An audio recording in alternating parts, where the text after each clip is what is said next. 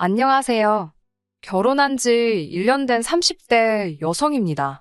한창 신혼의 단꿈에 젖어 있어야 할 제가 이런 사연을 쓰게 된 건 바로 양심을 팔아먹은 시어머니와 신우 때문입니다. 진짜 현실 세계에 이런 인간들이 존재를 한다는 게 믿기지가 않네요. 남편과 저는 지인의 소개로 만났어요. 저보다 3살 많은 남편은 식당 2개를 운영하는 자영업자입니다. 저는 중견기업을 다니는 평범한 회사원이고요. 처음에는 둘 다 결혼 생각까지 하고 만난 건 아닌데, 만나다 보니까 여러모로 잘 통하더라고요. 어느 순간부터 우리 둘이 결혼하면 이런 대화가 오고 가면서 언젠가 결혼하면 이 사람이랑 하겠구나 싶긴 했지요. 그리고 한 1년 반 정도 교제 후에 본격적으로 결혼 이야기가 나오기 시작했습니다. 남편의 식당은 주로 포장 손님이 많습니다. 그래도 매장 손님을 안 받을 수는 없으니까 저녁 시간에 대부분을 식당에서 보내지요. 월 매출은 두 곳 합해서 적으면 7, 800 많으면 900에서 1000 사이로 법니다. 적은 수입은 아니에요. 제 경우에는 연봉은 5000대 후반으로 세금이나 이런 거 저런 거 제하고 나면 월 400 조금 넘습니다. 남편에 비하면 적은 편이지만 회사에서 주는 복지나 혜택 등을 고려하면 직장인 치고는 나쁜 편은 아니에요. 결혼할 때 남편은 결혼에 쓸 수 있는 여유자금으로 1억이 있었고 저는 6천이 있었습니다. 그리고 당시 저는 보증금 3천짜리 반지하에서 전세를 살며 자취생활을 하고 있었어요. 결혼 당시 양가 도움은 받지 않았습니다. 원래는 친정에서 얼마 정도 보태주고 싶다 하셨는데 시댁에 갑자기 사정이 생겨서 하나도 도움을 받을 수 없었거든요. 남편이 시작부터 양가에서 도움을 받는 것도 내키지 않았는데 처가에서만 도움받는 건 더더욱 싫다고 했습니다. 맞사위로서 체면이 살지 않는다나요. 그때는 몰랐는데 사실은 남편이 알고 있었더라고요. 저희 부모님이 당신들 노후자금에서 얼마 정도를 땡겨서 저희를 도와주려고 하셨다는 걸요. 남편이 그걸 알고 나서 마음이 너무 불편했답니다. 그래서 자기도 사람이니까 물론 욕심이 나기는 했지만 에라 모르겠다라는 기분으로 그냥 안 받는다고 질러버렸대요. 그 속사정을 알고 난 후 시댁에서 해주고 못 해주고를 떠나서 항상 남편한테 고맙게 생각하고 있어요. 당시 시댁에서 저희를 도와주실 수 없었던 건 신우네에게 일이 생겼기 때문입니다. 신우 남편은 전업 투자자라고 들었어요. 집에서 주식도 하고 코인 투자도 하고 그런다고 해요. 원래는 착실하게 중소기업을 다니던 직장인이었는데 안 좋은 일에 휘말리면서 회사에서 잘렸다고 들었습니다. 회사 공금 대략 1억 정도에 손을 댔다는 것 같아요. 그런 이유에서인지 남편은 신우 남편하고 사이가 그다지 좋지 않아요. 남편은 성실하고 책임감이 있는 성격이거든요. 개미와 배짱이로 치면 개미 같은 사람입니다. 신우 남편은 전형적인 배짱이고요. 아무튼 그런 신우 남편이 저희가 결혼할 무렵 투자를 잘못하는 바람에 큰 손해를 봤다고 들었습니다. 게다가 안 좋은 일은 한 번에 몰려서 온다더니 신우네가 전세 계약을 갱신하려니까 집주인이 보증금을 올려받겠다며 안 되겠음 방 빼달라고 하더랍니다.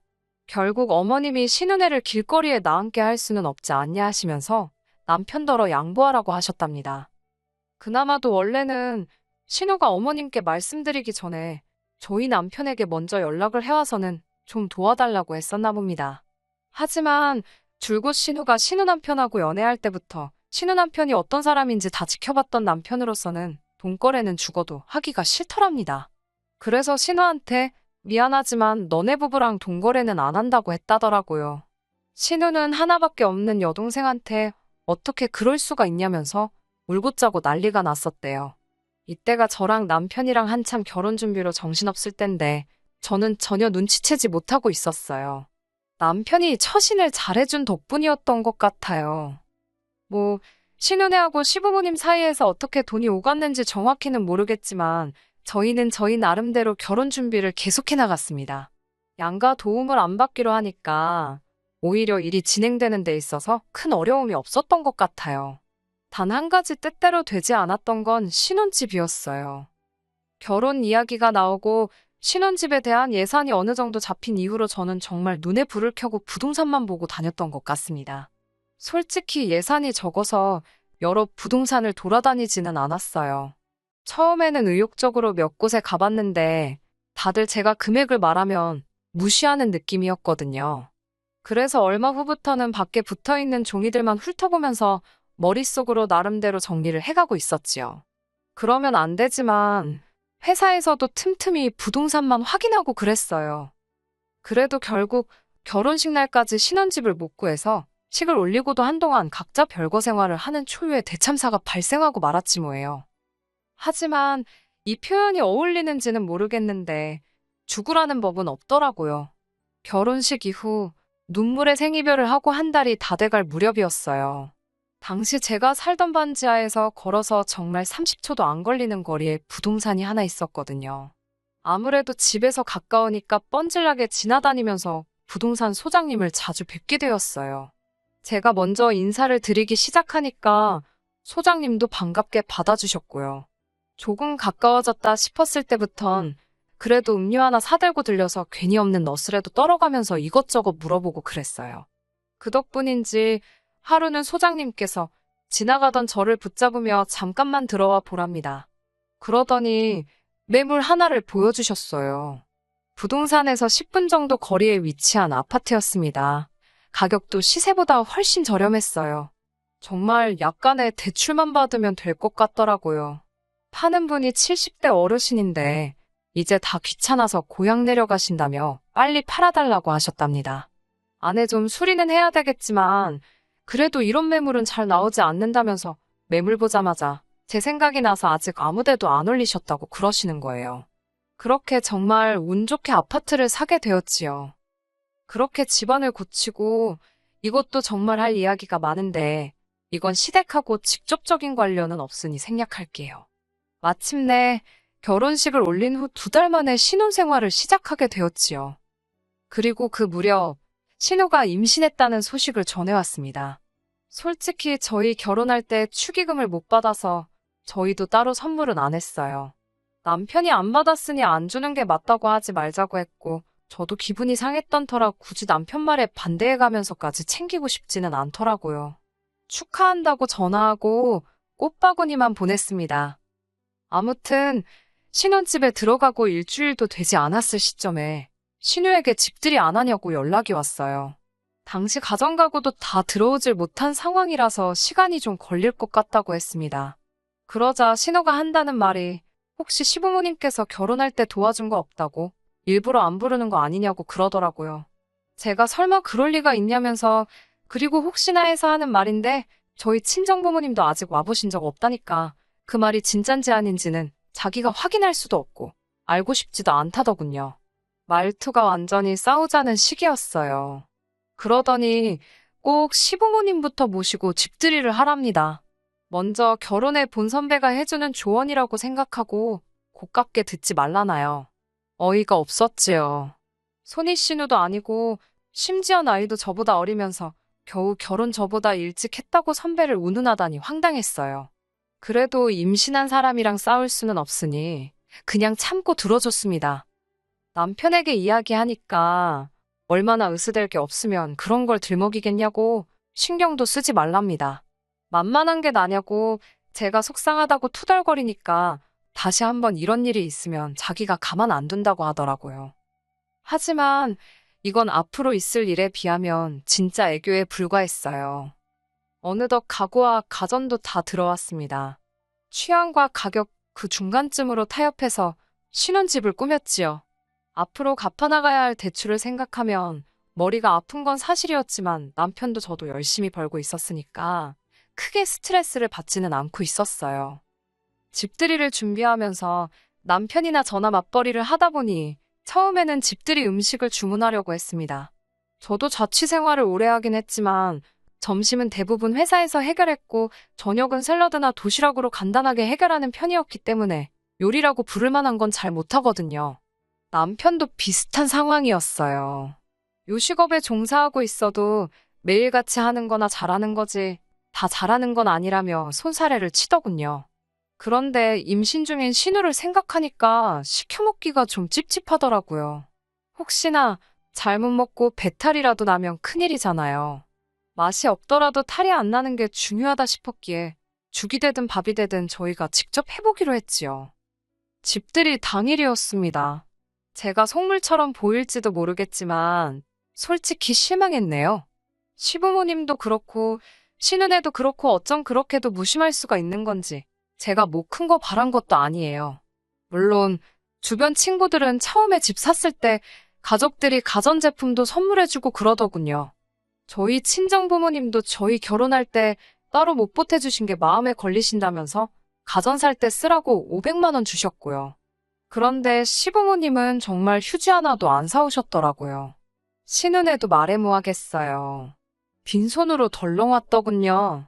정말 큰 거 바라지도 않았고 하다못해 꽉티슈라도 사왔으면 좋았을 거예요. 아니나 다를까 남편을 보니 남편도 실망을 했는지 표정이 영 좋지 못했습니다. 식사는 이미 도착 시간에 맞춰 준비된 상태였어요. 그런데 신은혜가 집 구경부터 먼저 하고 싶다고 우기더라고요. 시부모님은 집 보는데 얼마나 걸리겠냐며 신호하자는 대로 하시겠답니다. 시부모님은 그렇다 쳐도 신은혜가 정말이지 집안 구석구석을 살피더라고요. 그래봤자 20평대 아파트라 볼 것도 많이 없었지만 안방까지 들어가서는 서랍장까지 열어보는데 어이가 없었어요. 거긴 뭐하러 열어보냐니까 제가 어떻게 정리해놓고 사는지 궁금해서 봤답니다. 원래 하고 다니는 거 멀쩡한 여자들이 집은 지저분하다면서 언니는 어떤가 궁금했답니다. 신우는 본인이 말해놓고 뭐가 웃긴지 쿡쿡거리더군요. 진짜 제 여동생이면 한 대 쥐어패고 싶었어요. 이 모든 상황을 시부모님은 옆에서 보시면서도 별 말씀을 안 하시더라고요. 고작 신우한테 한다는 말씀이 너는 별게 다 궁금하다면서 어려서부터 신우가 호기심이 많았답니다. 그 와중에 신우 남편은 더 얄밉게 이 가구가 벽지랑 안 어울린다. 이 조명은 좀 산티가 난다. 그러면서 혼자 품평회를 하고 있었고요. 부부가 어쩜 그렇게 똑같이 꼴배기 싫은 소리만 해대던지 그냥 다들 빨리 갔으면 좋겠다는 생각뿐이었어요. 그래도 나름대로 기분 나쁜 티를 안 내려고 했는데 남편이 제 기분을 읽었는지 빨리 식사부터 하자며 서두르더군요. 시부모님은 저희가 차린상을 보시더니 뭘 이렇게 많이 준비했냐며 고생했다 말씀해 주셨습니다. 저희 입에는 괜찮았는데 어머님 아버님 입에는 맛이 어떨지 몰라 긴장이 많이 되었어요. 아버님께서 먼저 맛을 보시더니 따봉을 보여주시면서 맛이 끝내준다 하셨습니다. 그러자 남편이 제가 거의 다 한 거라며 저를 치켜 세워주더라고요. 사실은 남편이 거의 다 하고 저는 보조역 할 정도만 했기에 좀 민망했지만 기분은 좋았어요. 그리고 다 같이 식사를 시작하고 정말 2, 3분이나 지났을까요? 갑자기 신우가 자기 아랫배를 붙들고는 대굴대굴 구르면서 배가 너무 아프답니다. 속이 너무 이상하다면서 토할 것 같다고 저더러 음식에 뭘 넣었냐고 고래고래 소리를 지르더라고요. 제가 넣긴 뭘 넣냐고 대답을 하긴 했지만 순간 정신이 하나도 없었어요. 혹시 내가 정말 무슨 실수라도 한 건가 싶어서요. 제가 남편에게 당장 119를 부르라니까 신우가 부르지 말라면서 일단 좀 쉬어야겠다고 그러더군요. 그러더니 자기 남편더러 저희 안방으로 자길 데려다 달라는 거예요. 작은 방을 손님방으로 만들어 둔 터라 그 방에도 소파 베드가 있었는데 자기는 임산부라서 푹신한데 눕고 싶다나요. 아프다니까 뭐라고도 못하고 안방 침대를 그대로 내줬습니다. 이때부터 뭔가 미심쩍긴 했는데 진짜 아픈 걸 수도 있으니까 차마 추궁하기도 뭐하고. 그 와중에 어머님은 저더러 음식 만들 때 뭐뭐 넣었는지 읊어보라고 하시더군요. 그러자 남편이 사실은 제가 만든 게 아니고 본인이 했다고 말했습니다. 어머님께선 그 말을 들으시고는 사내 새끼가 아내 잘못을 싸고도는 것만큼 꼴보기 싫은 게 없다면서 너는 빠지라고 그러셨어요. 억울했지만 남편이 좀 전에 제가 다 했다고 했으니 어머님이 오해하실 만도 했지요. 저는 어머님께 특별히 다른 재료 넣은 거 없다고 불고기 재료가 다 거기서 거기지 별다른 게 들어갈 게 뭐가 있겠냐고 말했습니다. 너무 억울해서 말도 잘 안 나오더라고요. 저는 계속해서 제가 뭔가 잘못 넣었으면 왜 다른 사람들은 괜찮냐고 어째서 신우만 아프겠냐고 물었지만 어머님이 저를 보는 눈빛은 말 그대로 너 내 딸한테 무슨 짓을 한 거냐 이거였어요. 정말 속이 상하고 답답했지만 어떻게 제 잘못이 아니라고 입증할 방법이 없었습니다.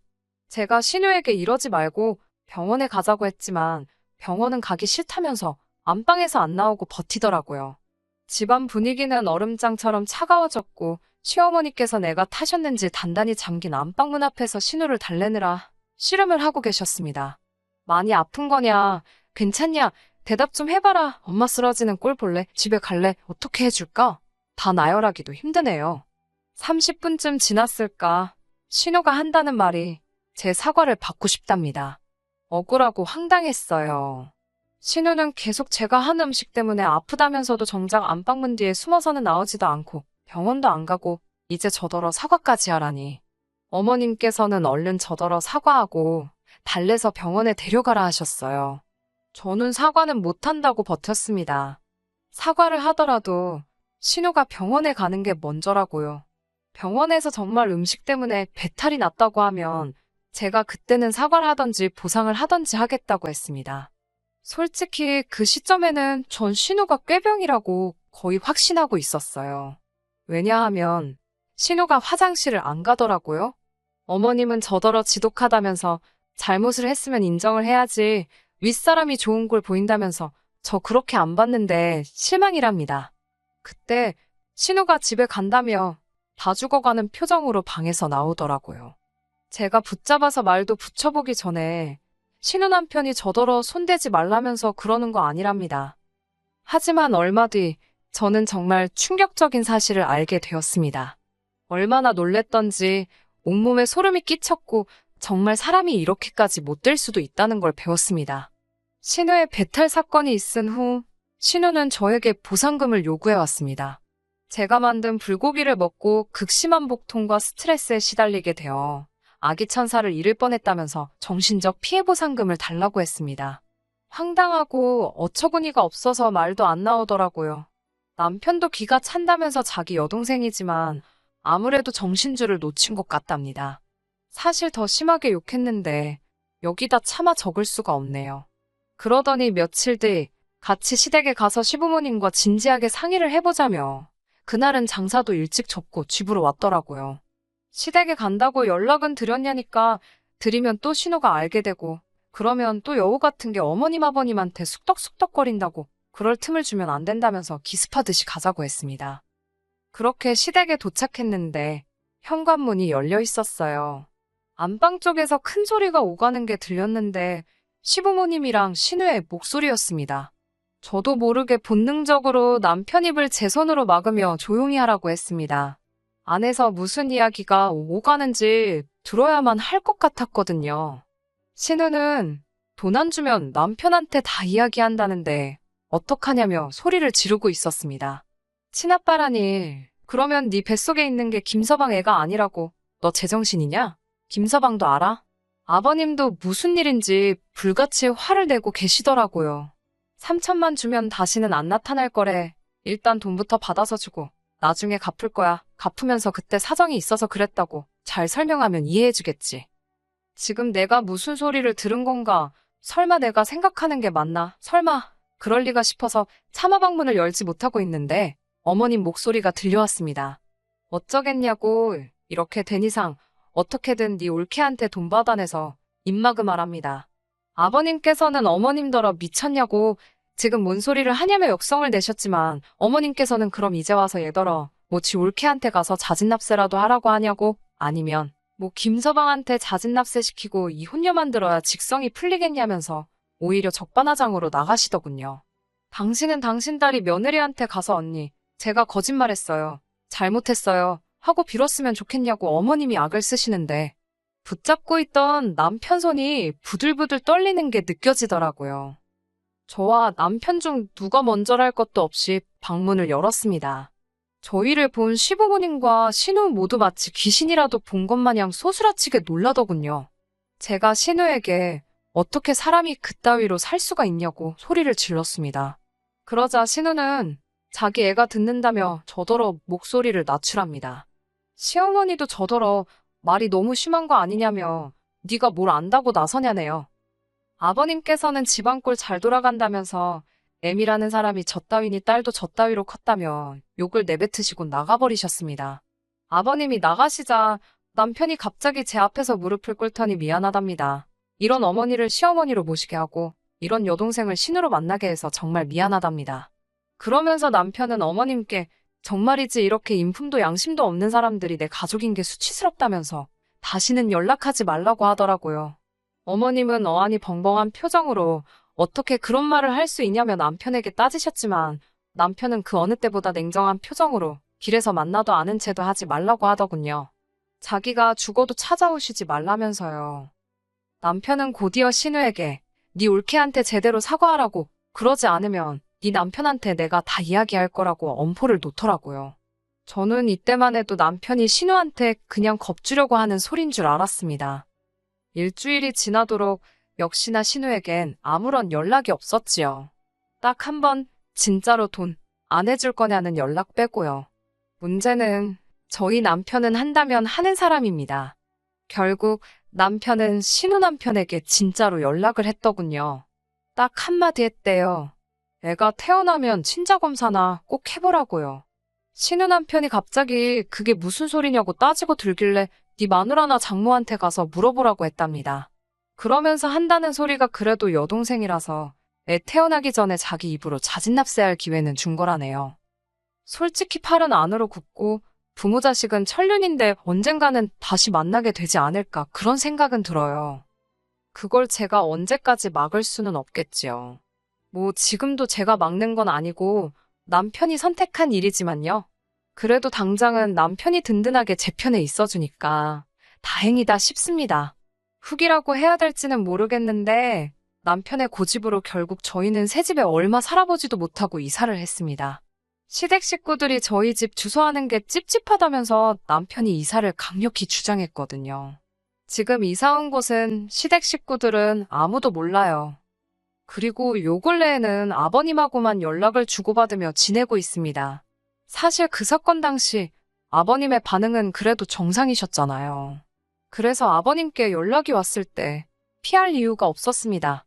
오히려 좀 반갑기도 했었어요. 아버님께서는 결혼할 때 하나도 못 해준 것도 미안하고 집들이 망친 것도 미안하고 여러 가지로 마음에 걸리는 게 많으셨다면서 저희에게 800만 원을 주셨습니다.